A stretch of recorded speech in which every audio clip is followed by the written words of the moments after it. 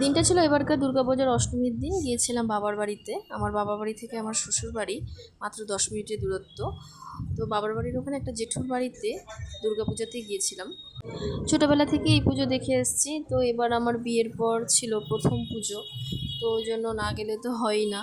তো এই দেখো, এই যে আমাদের মা, কি অপরূপ সৌন্দর্য তার। আর এটা হলো মন্দির। তো এই যে এটা মন্দিরের ভেতরে। তো এখানে দেখো সবার সাথেই দেখা হয়ে গেছিলো প্রায়। এই যে আমার বোনেরা, দিদি, আমার একটা ভাস্তি রূপসা, তারপরে এই যে আমার আরও কিছু বোন এবং ভাস্তিরা সব।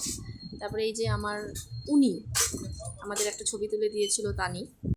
তারপরে আরও দুই সুন্দরীর সাথে, শিমুদি এবং তানির সাথে।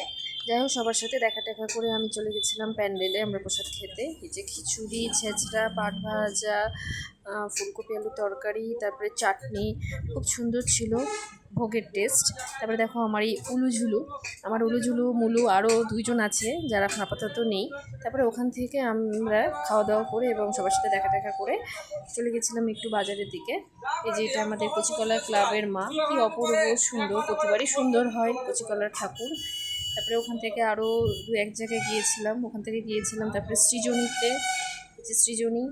তারপরে আরও বালুরঘাটে দু একটা ঠাকুর দেখে আমরা তারপরে বাড়ি চলে এসেছিলাম। এই যে দেখো সব এই প্রতিটা প্যান্ডেলের ভিউগুলো। তো এই ছিল আমাদের অষ্টমীর দিন। তো তোমাদের কেমন ছিল অবশ্যই জানিও।